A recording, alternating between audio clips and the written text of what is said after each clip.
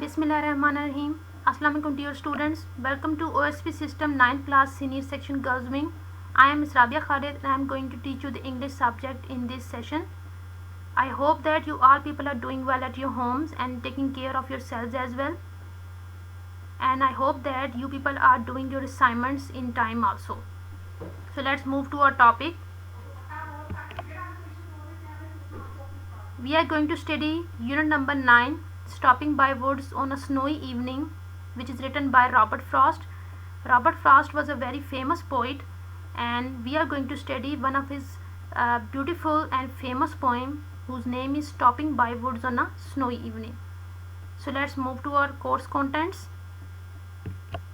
In this unit we are going to study these course contents, which are reading and explanation of the poem, comprehension, paraphrasing, alliteration and imagery, adjective and adverbial phrases, and summary writing.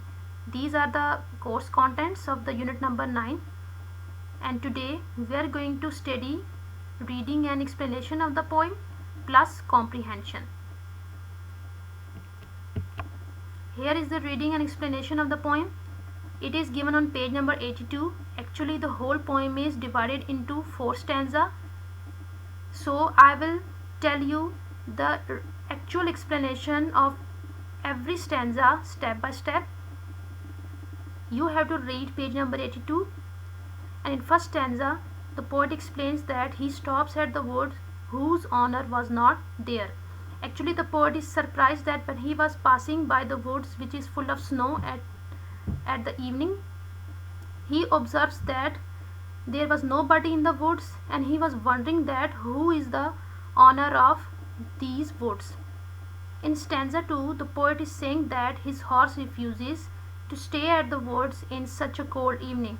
Actually in stanza 2 the poet is saying that his horse was not staying a little bit in these woods due to cold evening and due to heavy snow.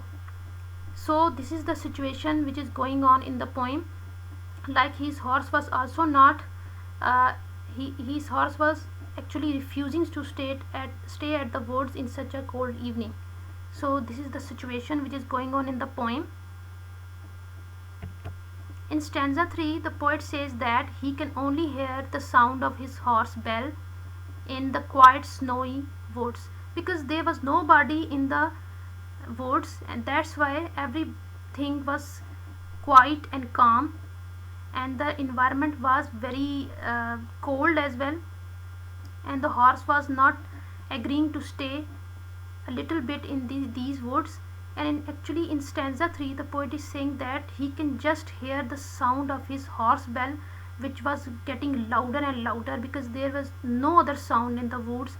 So he can clearly hear the horse bell in this environment. In stanza 4 the poet says that he cannot stop by the woods for a long time as he has to go towards his home.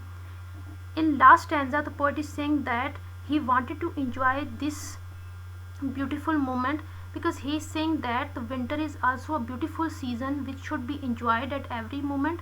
He wanted to enjoy that moment with his horse, but as he has to go to his home and to rest, so that's why he cannot stay for a long time in this place.